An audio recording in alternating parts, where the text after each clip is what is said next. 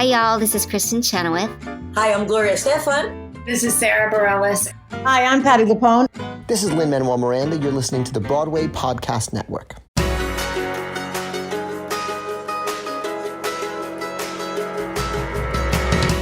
Hey everyone, welcome to a special bonus episode of the Theater Podcast. I'm your host, Alan Seals, and this is the recording of the live panel that happened at BroadwayCon 2023 just a few weeks ago as I'm recording this intro now. It's with the women of the cottage, Dana Steingold, Laura Bell Bundy, Lilli Cooper, and playwright Sandy Rustin. Just a heads up, there was a little snafu with the beginning of the recording. So the actual intro that I read live was cut off. I'm going to redo it now, and then we're going to dive straight into the answer from Sandy, which is her response to my question, why even write this thing in the first place? So here's the intro. Here you go. 1, 2, 3.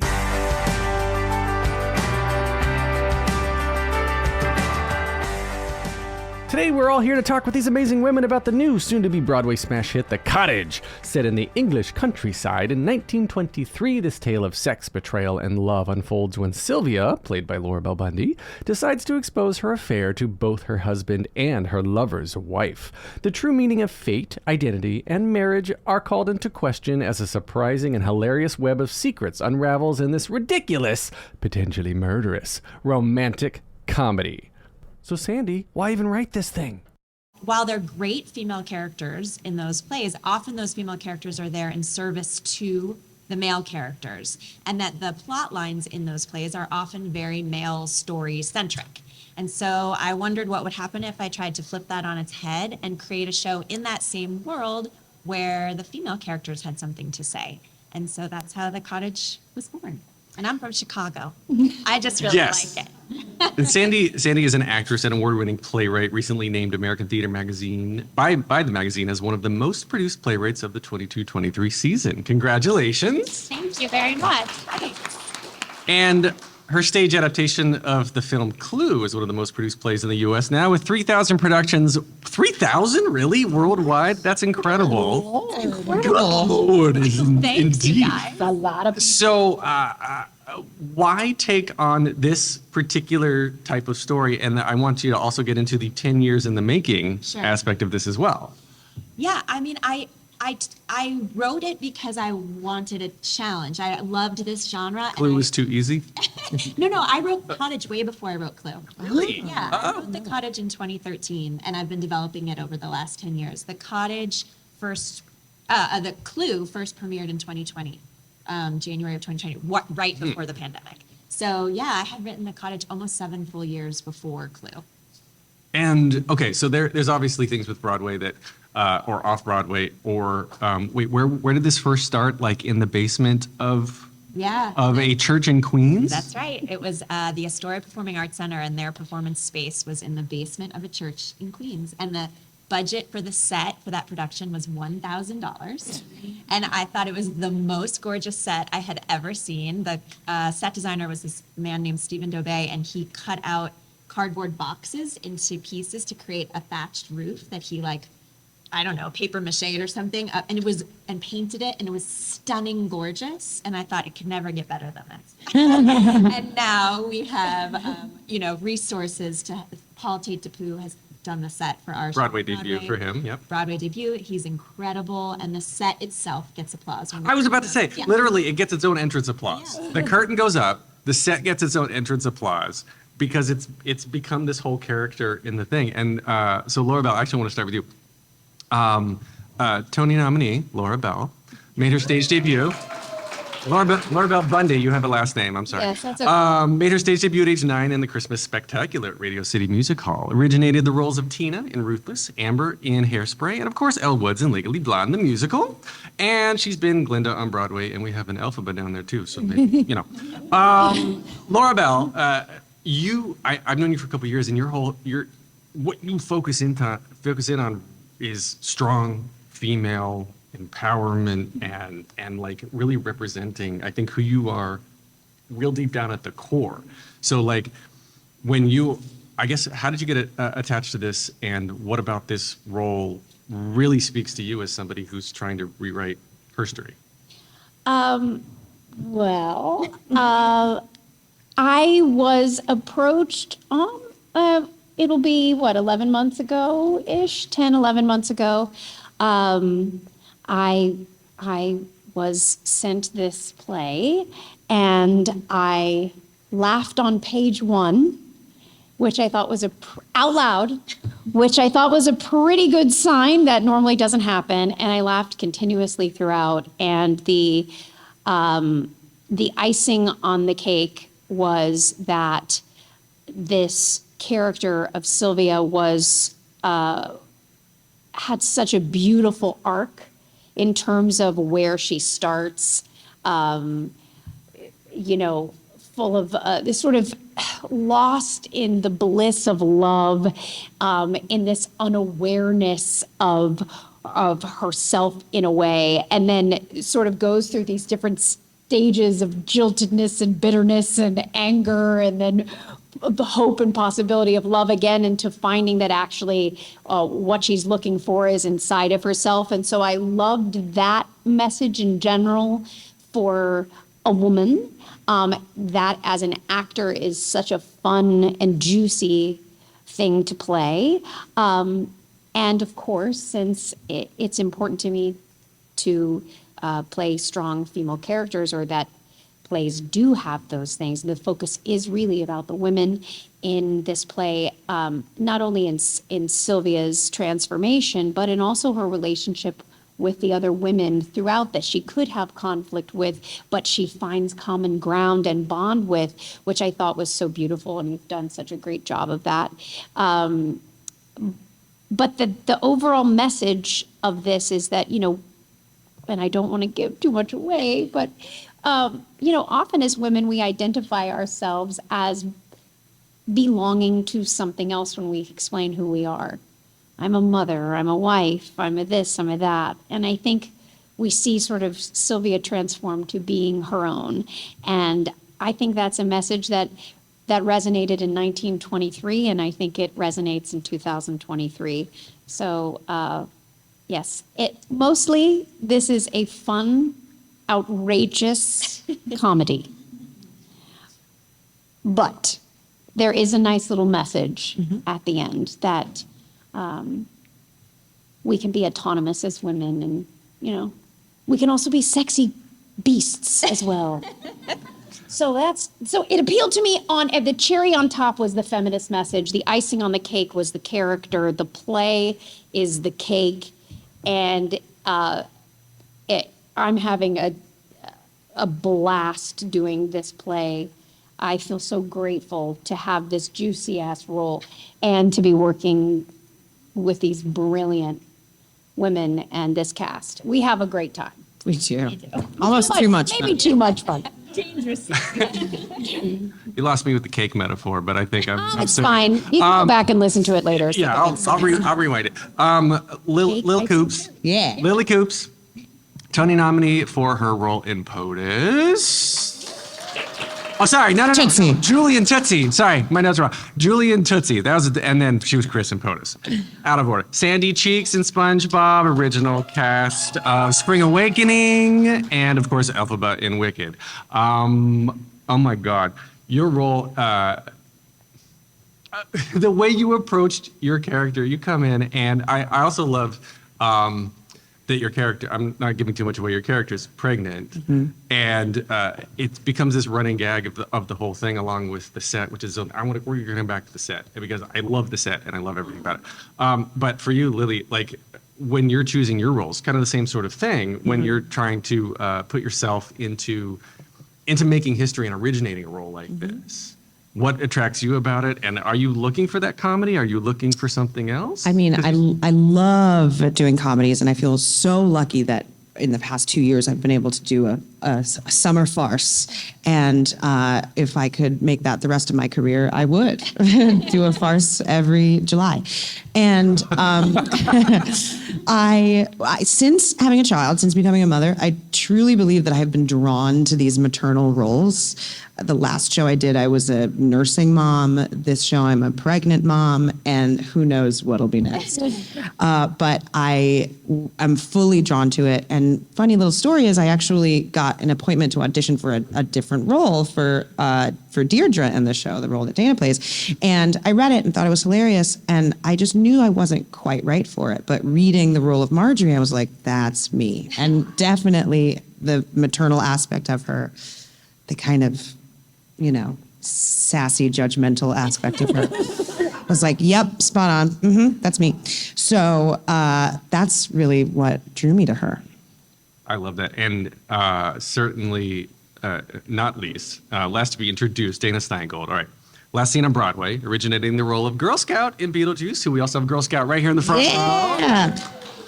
And she also covered Lydia Dietz. Has anybody seen The Cottage yet? Yes? Okay, so round of applause for frickin' Dana Steingold. Yes.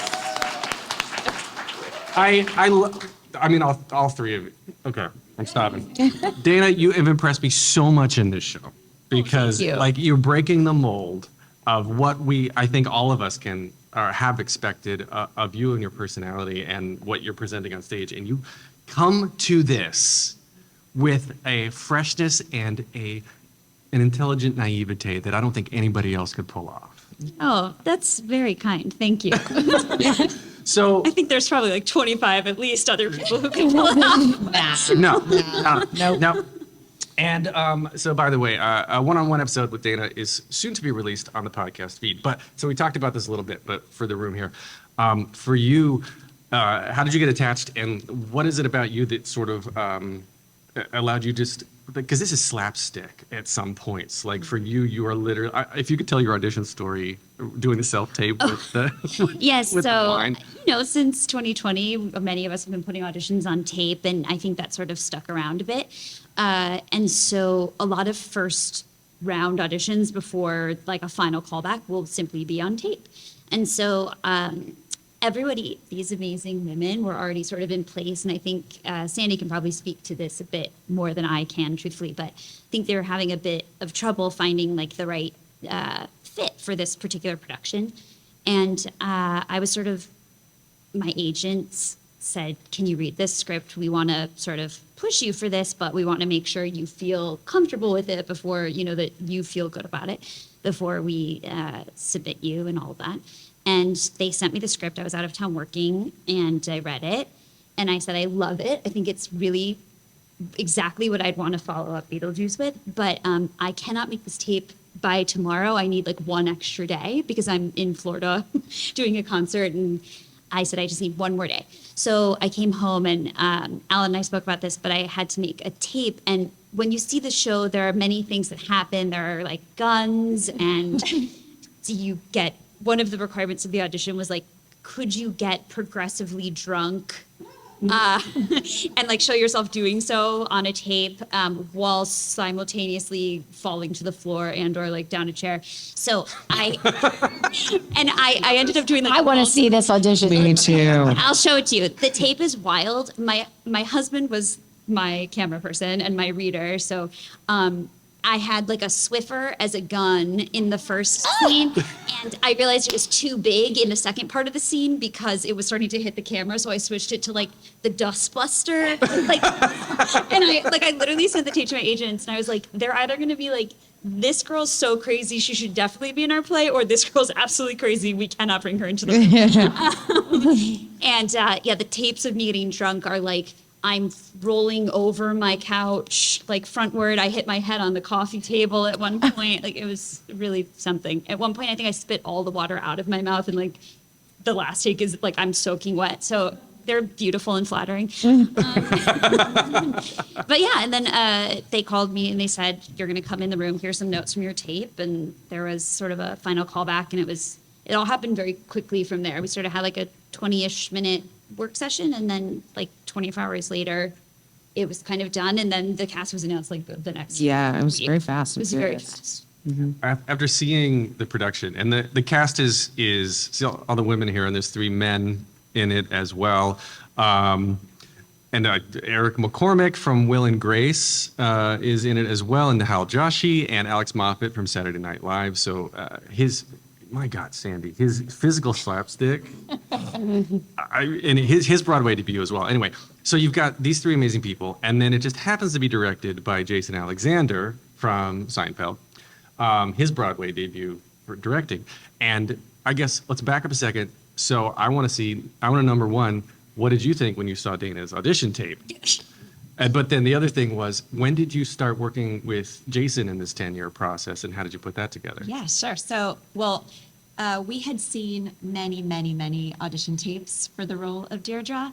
And when Dana's came in, I was actually working on a new play of mine called The Suffragettes' Murder at the Denver Center for Performing Arts in their new play summit. And I had been like up round the clock and exhausted. And it was like really, we were like pushing it. We really needed to find a Deirdre. And Dana's tape came in, and I replied all to however many people were on that thing and said, winner, winner, chicken, hire this woman immediately. And to be honest, the same thing happened with Lilli. Lilli came into an in-person session when we were seeing Deirdre's, and she came in as Marjorie. Dressed as Marjorie, ready as Marjorie. She walked in, she was Marjorie. She walked out of the room, and Jason and I turned to each other and we said to each other simultaneously, she's hired. And that was it. I think she was hired within, I think she I got a phone call like an hour later. Yeah, it was within an great. hour. Wow. It was so wonderful. So I cannot say enough. I cannot shower these women enough or the men in this play with amazing. praise. It has been a total dream come true to work with this group of actors. So Jason and sure, you can clap. Please clap for these people. Jason and I met probably 5 or 6 years ago now. He was ready to make his Broadway debut as a director, and we had at the same agency at the time.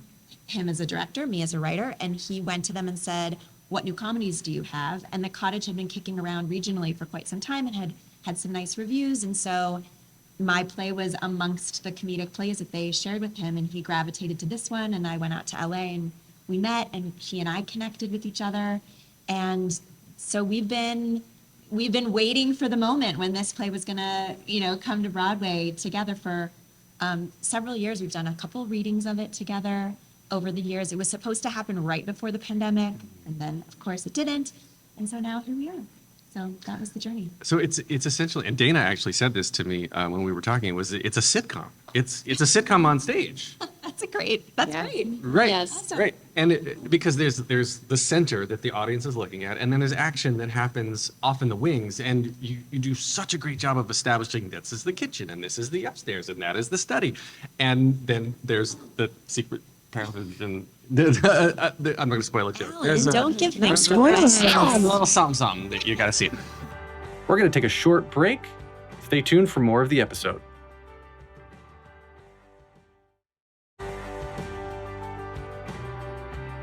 The original $1,000 version of the set versus what it is now. Which I'd love to see pictures of, by the way. Right. It's gorgeous. It's wanna really see it. beautiful.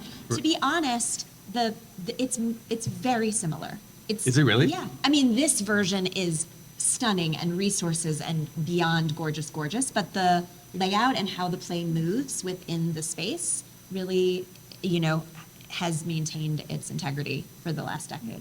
And did Jason come in and bring, or I guess what changes did Jason bring in with his sitcom experience, Yeah. right? Because literally, as soon as Dana said that, it clicked. I was like, yes, this is Yeah.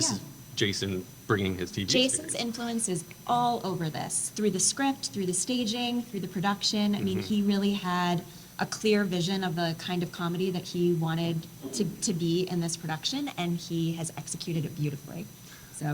And so for the rest, so LEB, Lilli, Dana, for you, the three of you have so much TV and film and everything experience combined with all of you, and working with Eric McCormick and Alex Moffat and Nahel Joshi and Jason Alexander, is this the comedy that you three are now finding? What is coming out of this amorphous amoeba that is your cast? Yeah, that's versus what are you bringing individually? So I'll start with you, I guess, because you are very physical, comedic wise anyway. We all are. Yeah. I think we all kind of came to this working our butts off individually before we came into the room, and then offering in the rehearsal space as much as we felt that we could, and everybody had ideas. Everybody has added to, group moments. I mean, our head turns, they're Lilli.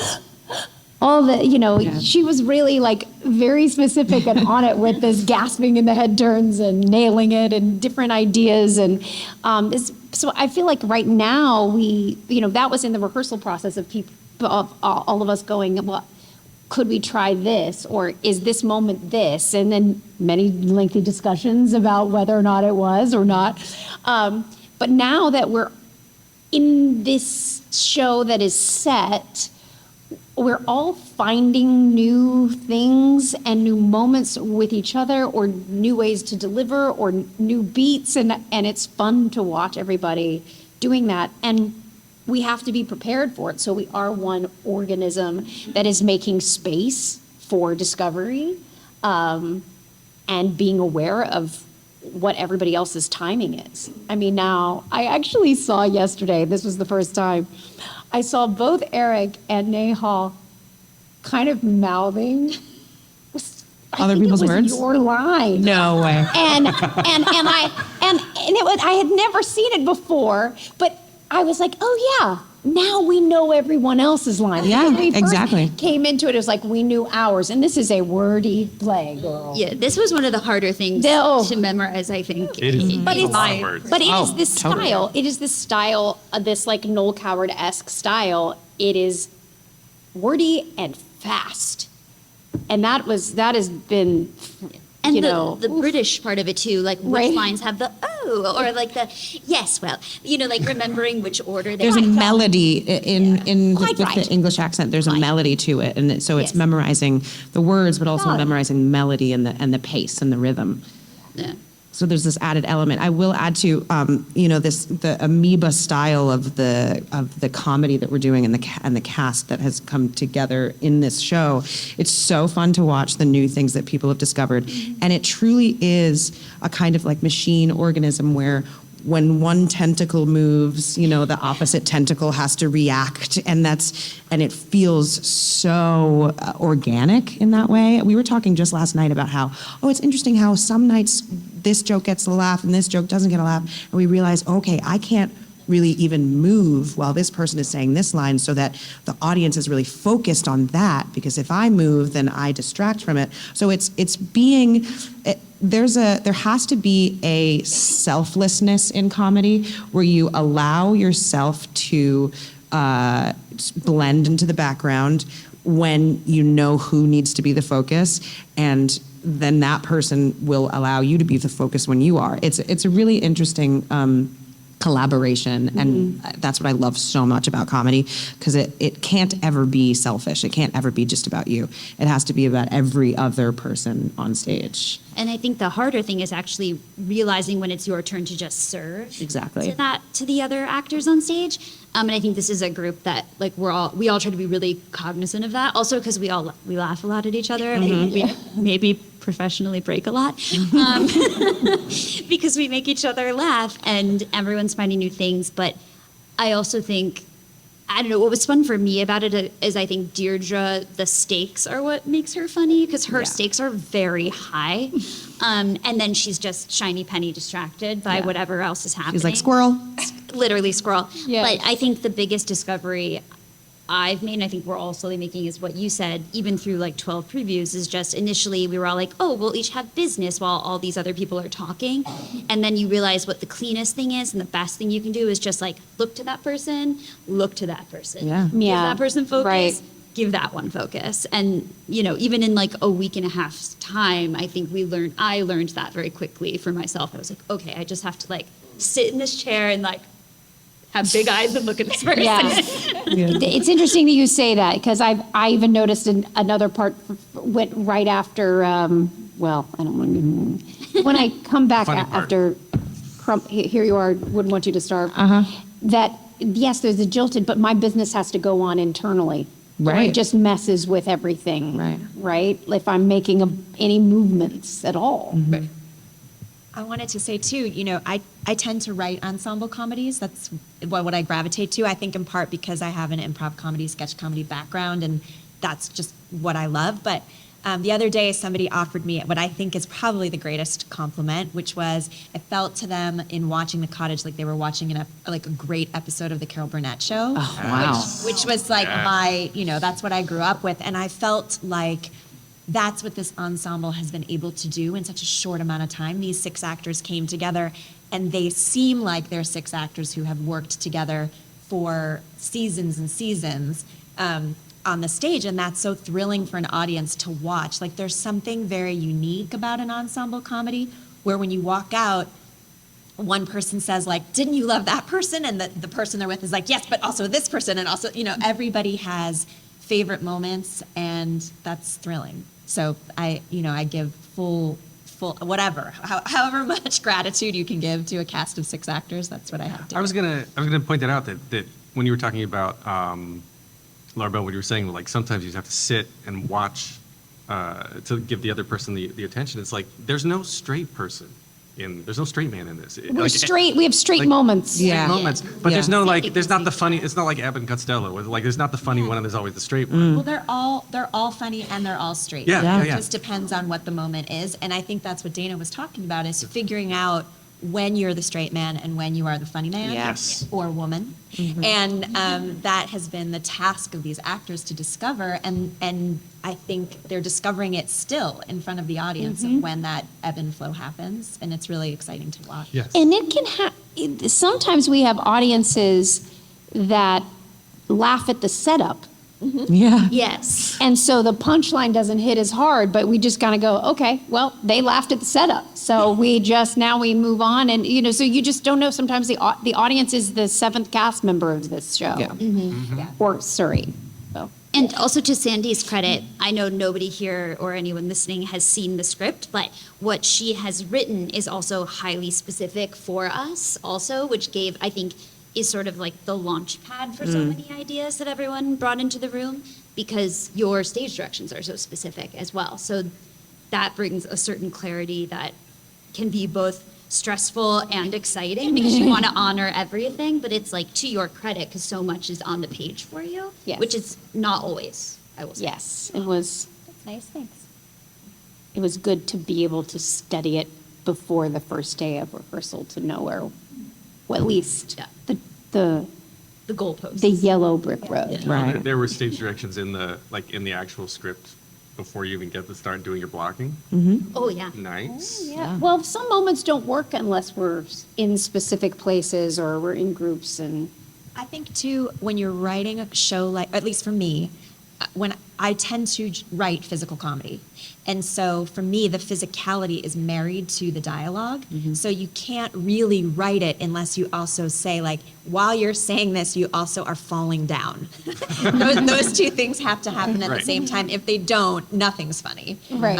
And so I tried to make space in the script for lots of other choices to be made and just highlight where the physicality must be married to the dialogue. And then they paid great attention. And so that was good. So for those keeping track, the show opens tomorrow as we are recording. Today is the 23rd of Sunday, the Juneth, July, and it opens tomorrow, the 24th. So when did the show, I saw it 2 Thursdays ago, so it was, I guess we're in the middle of previews.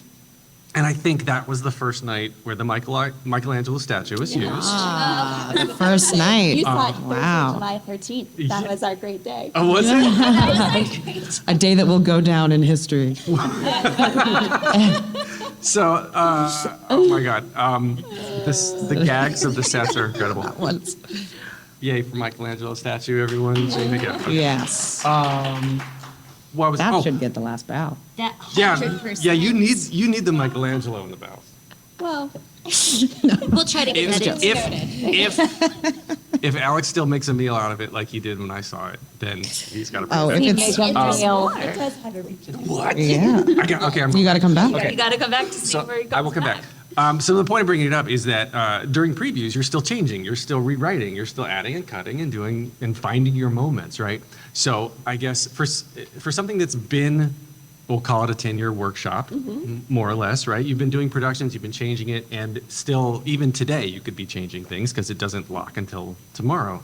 So for all of you, I guess, is it still hard? Or by this point, the day before opening, you found your rhythm, you found your moments. Are you still, like you were saying, you're still discovering some things every now and then, but like even after it's locked, you're not changing lines. We're going to discover things through October 29th. Definitely. Yeah. Wait, listen, it's technically frozen. Yeah.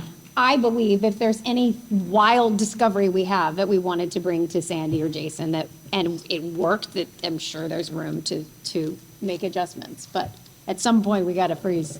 Right. At some point we have to also be able to live in the new changes, right? Like sometimes when you make a new change, it's not going to nail the first night because you just don't have it in your bones yet. But it keeps getting, it just keeps getting tighter and tighter and tighter. Yeah. And by discoveries, I mean, I don't necessarily mean like, a drastic cross across stage or a completely new line. It's like we have these specific relationships between each character. And there might be a moment where we clock eyes and we've never clocked eyes before. And all of a sudden we realize, oh, that's a good moment. I think we're going to keep that, And it's so those kinds of things that may not even read to the audience, but for us, just truly grounds us in the reality of who these people are and makes it that much more truthful to us. And that's what I mean by like throughout October 29th, when we close this show, there will be new discoveries made. I'm certain of that. I mean, it's going to get extended. I'm calling it. I hope so. Yeah. Well, from your lips. Yeah. I'm having fun. There were things like in this last week that I discovered about this scene with Nahal that I was like, oh, that's what this. Been doing this for 8 weeks and having like more of like where my character is with it, more just more of an internal discovery, which changed the way that I said some of my lines, which impacted the way that Nahal responded, which got bigger reactions. And it's just these kinds of little teeny tiny like mini awakenings that we all have like while we're doing it, that it's so fun. It's and so also, cool because it's I mean, what? I have to like try not to laugh when when this cast like comes up with some new delivery or head turn or just the slight. Now we know each other. We know each other's stuff so well that we notice the slightest differences. Yeah. There's one I never will tell you, but there's one line that Dana has that makes me laugh every time. I never will tell you. I will never tell you. Well, you'll be thinking about it when you say it. We'll mess it up.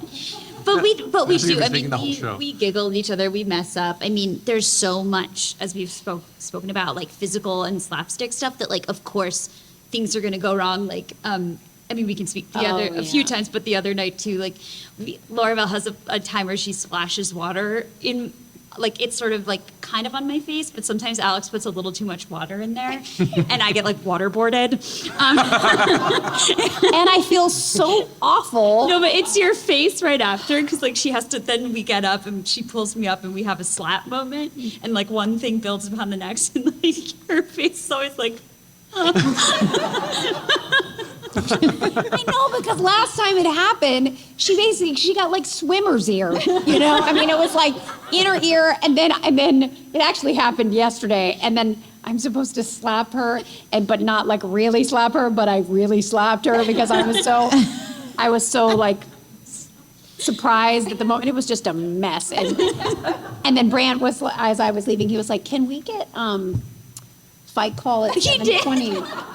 And I'm like, I just made a mistake. It won't happen again. I promise I'm not going to slap her. But yeah, so we're trying. Those are the things that we're still sort of massaging because I do spill water on her at one point. From the orchestra view, I don't have to be near her face for it to look like. From the balcony view, she has to be close. I have to be close and almost spilling it on her. So I don't know what it looks like because I can't watch our play. Right. So I'm just going with whatever I think. And I also have terrible aim. As we've I have learned. horrible hand-eye coordination, which is why I ran track in high school. Nothing with balls. She said. Pun intended.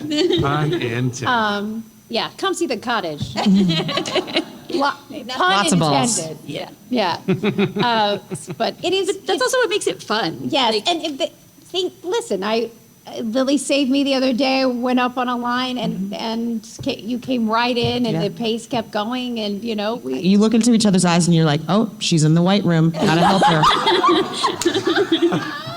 She's gone. Don't worry, I'm here to save the day. And the thing is crazy is that I think I said it. Because a lot of times we're thinking 5 lines ahead, especially in previews when sometimes little words are changing and lines are changing. We're thinking I far thought ahead. The line. oh, Like I thought I said it. I thought it. I was looking off in the direction. We're going to take a short break. Stay tuned for more of the episode.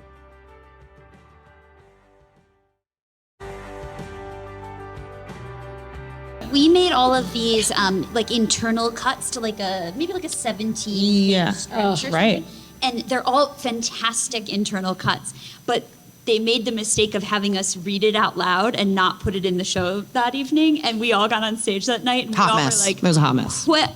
What do I say? Who Is am I? this line in the play? Like, no one knew. Yeah, that was the first 20-second gap of us going like, I didn't say the line I thought I had said. Dana has a line right after it. And I was like, she's she waiting didn't for get me to say my line. I'm looking at her going, why Aren't you saying your line? I said my line. And then, yeah. And then I was sweating. and then I just said, good Lord, this conversation has gone southward. Thank God I had that line coming up. Yes, anybody who's, we don't want to give anything away, but it is really a play that is full of surprises. It is genuinely funny. Yeah.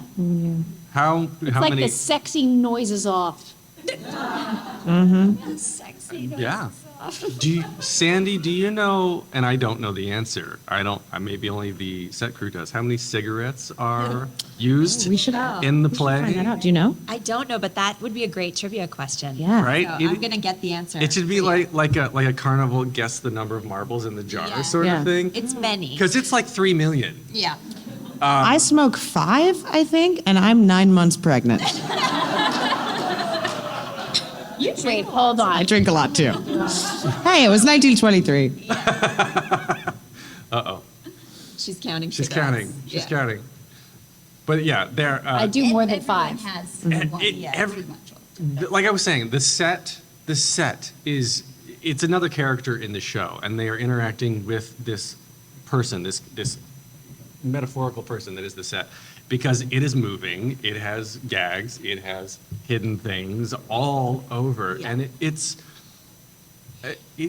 a freaking sitcom, and it's one of the most well-staged things I've seen in such a long time. That's amazing. Well, that is a testament to all of the Yeah. people who are involved. I mean, really, first about the set, I will say one of the most thrilling things about writing a play is that you have your own imagination, especially when you're writing a physical comedy, of what it needs to look like, where things need to be, and how people are going to move through your space. It's part of the writing of it. Then to have a set designer come on board who can visualize it and imagine it beyond your own wildest dreams is so thrilling. It is unbelievably gratifying and exciting to walk in to an imagination of your imagination that's better than your imagination. It's amazing, So that has been incredible. And what's so fun is, the idea on the page is there are cigarettes throughout the house in unexpected places in things that have been fashioned to be cigarette holders. And the script outlines a few ways that we might do that, but it doesn't really offer, sometimes it does, but not everywhere, the specifics of where that might happen or when that might happen. And that's really where a director steps in or where actors come in and say, ooh, how about here? How about this? And then it becomes a job of curating.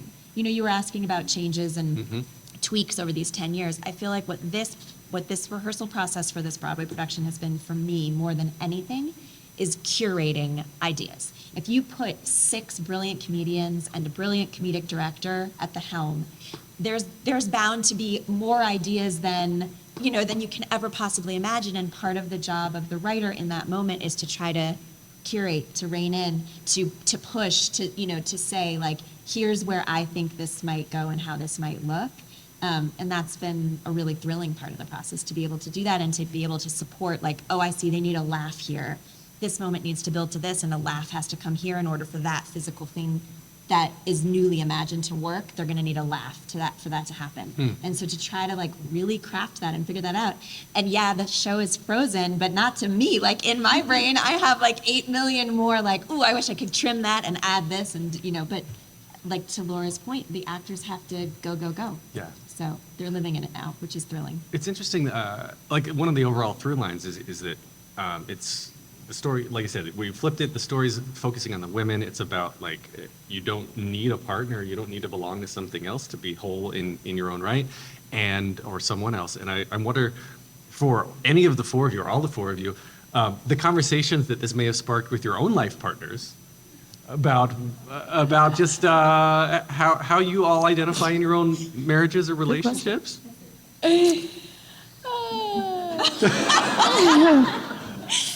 Well, mine was just, honey, when are you coming to see the show?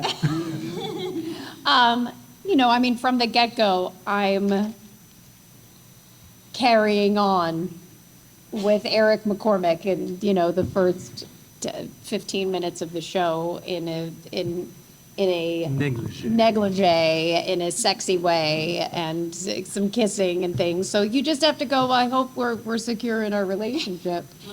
And my husband handled it well. I mean, he told me right before he came to see the show for the first time, he was going to boo when Eric and I kissed. And I'm waiting for it, because then my husband is like that. He has that sense of humor, boo. And like all the people we've been with would be like, But he knew enough. He actually felt the pace and the rhythm, and he was like, oh, that would have messed you up. I never would have, Yeah, so I was pleased on that. Yeah. Good, your husband didn't boo you. That's very kind. That my husband didn't boo. Yeah. But I think, you make a lot of very interesting points about marriage and relationships and fidelity. And that, there are different ways and arrangements to be together. And there are relationships where we stay in them because we feel the loyalty, and that is the love. And then there are relationships that are sexy and fiery and exciting, but do those last? And, are the strongest marriages? At one point there was a line about, I would venture to say that most successful marriages may not have, the partners may not have been faithful. So it's like interesting, and because we're all living and trying to figure out what is love, what is monogamy, what is are we built as beings to find one partner and be with them forever? Are we meant to learn as much as we think that we can learn within a relationship and grow and evolve, and then the next natural part of that growth is to be apart and go grow and learn with other people? Who knows? None of us have figured it out. Yeah, I think everyone's different. A lot of the conversation in the play about these issues is coming from the male perspective. And it reflects a male perspective that was true, I think, in 1923, and is sometimes still true today. And it's, for me, it's how are these women navigating their way around this very male-dominated perspective of fidelity. My husband's here, and we've been married 22 years in what I think has been a monogamous relationship. And so he's here something to tell you. Yes. Of course. Thank you, honey. It is. I mean, I was really and truly, and I often have to say this, I was really and truly exploring a genre and a specific moment in time, and what that conversation was between men and women. And it is not a reflection of my own really lovely marriage with this. I was not implying that Yeah, at no, all. I know, No. but people, you know, that's a question to ask if you're going to write a show that addresses these issues. Fair. Yeah, so I'm very fortunate to have a very supportive partner who does not share the views of the men in the community.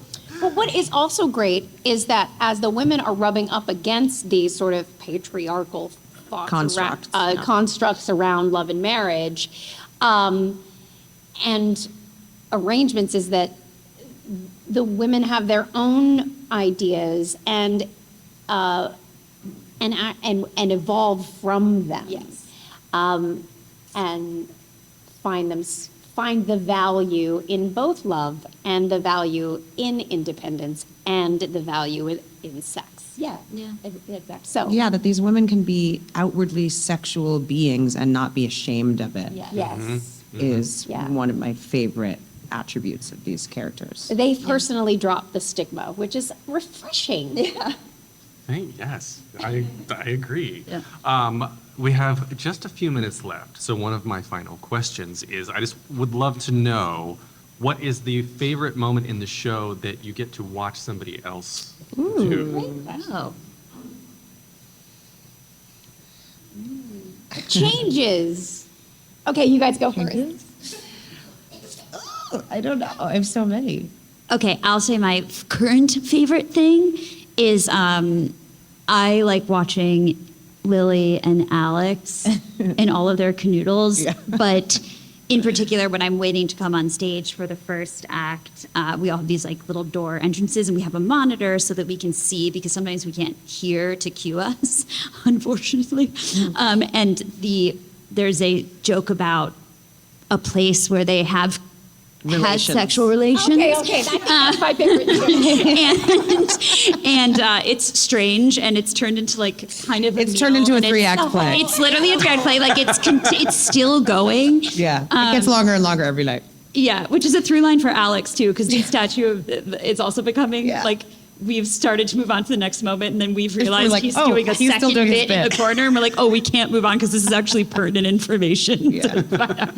But yeah, that's been my current favorite thing to watch. Yeah, I think my favorite moments are off stage when I'm like about to walk on stage and I'm watching the monitor. Like there's this one moment where Eric and Alex have this face off because they're brothers, you know, so they have that brotherly kind of camaraderie and bickery fighting relationship, and they do this kind of like face off, and it's gotten ridiculous and probably will get more and more ridiculous, and I'm laughing out loud backstage watching them do it. It's great. I love being on the steps and I can hear Lilli off stage laughing. Yeah. It's so many things like that. The first moment that Dana was talking about really is, and the statue also. I'm off stage, thank God, because I'm the worst. I break very easily, and I get to watch these ad libs that are happening because sometimes the prop doesn't always work. And they're brilliant. And then I also really enjoy watching Dana get drunk. Yes. Yes. So or recover from being. But there's so many, and there's so new things like these. There's these new moments that Lilli and Alex are finding that I'm noticing, and I like seeing Eric get mad.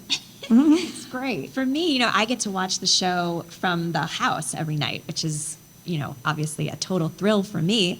And there's a moment in the second act, which I won't give away, where Lilli takes center stage, and it is the most, it's the most brilliant ensemble comedic acting I could ever imagine. It's like, it is this, all 6 of them are operating on all cylinders at one moment, and it is, it's thrilling to watch. And it is a moment that could be not thrilling.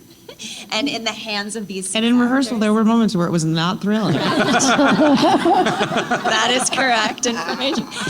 But in the hands of these 6 actors, and the way it's currently been imagined, it's just so wonderful. So that remains my favorite moment every night. All right. Well, I'm happy to really hear happy that, that's your favorite Sandy. moment. Okay, so like I said, this is a live podcast recording. So I had a one-on-one episode with Laura Bell a while ago, episode 144. Lilli was 154. Dana was with some other Beetlejuice cast at 58, and she's about to have her solo episode come out in a week or two here. And one of the final closing questions I ask everyone to wrap up the episodes, and I wrote down your answers previously, I'm just going to ask you real quick, is if you can only see one show for the rest of your life, what would you see? Oh, wow. But you can see it as many times as you want. I said Gypsy, didn't I? No. I said that. I said Dana said Gypsy. Wow. What did I say? You said, well, what would you say now? The cottage. Good answer. Well, I don't. What did I say? The Sound of This Music? is exactly what you did last time. You're like, yeah, Was it The Sound of Music? No. What did I say? You said Hamilton, the Carol Burnett Show, and SNL because you couldn't pick one. Oh wait, TV show? No, well, we're literally having the identical conversation.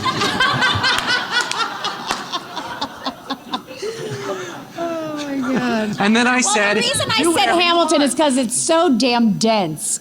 You're like, I can't get all the lyrics the first time. Exactly. She literally used the word But- damn dance. No, Did I say damn dense? you said, well, I didn't write down damn dance, but I listened to it last night. Lilli, do you remember what you said? Transcript of the entire conversation. Oh, do I remember what I said? Yeah. I Or don't what remember would what you I say now? said. What would I you say think now? maybe I said Carolina Change, but what I would say now is Into the Woods. You said ragtime, but I love it. Oh, Ragtime. Oh, yes. You said Oh, OC that makes sense. Ragtime. Ragtime. Yeah, Ragtime. Yeah. Sandy, what would you say? Well, I've never said anything before. So, Yeah, this is new. And we're yeah. going to do a one-on-one. We've got to. Oh, okay. All right. Anytime. If I had to see a Broadway show, I think it would be The Secret Garden. Oh. Over and over again. I love that show. Gypsy. Awesome. Final answer. Yeah, I did choose Gypsy. You did choose Gypsy. And then I think we debated over which version. Yes. But yeah, it would be Gypsy or Sunday in the Park with George. Yep, you said that, yeah. All right, where can we find you on the socials other than on the Cottage Broadway? Where can we find you on socials? At Laura Bell Bundy and at Women of Tomorrow. I'm at Sandy Rustin with a little underscore after the N. I'm at D Steinface. My college roommate made that. And I'm at Lil Coops with a Z. And I am theater_podcast with an underscore. Theater with an R-E. Yes, literally, the show is a block away on 44th Street, the cottageonbroadway.com. This is going to go into the live feed for the theater podcast, or the feed for the theater podcast. There's a live bonus episode. And then to wrap this up, the last thing we need to do, we just need to take a big selfie with all of you. So let's do this. Okay. And a round of applause. All right. Take a deep breath, make the world a little colorful.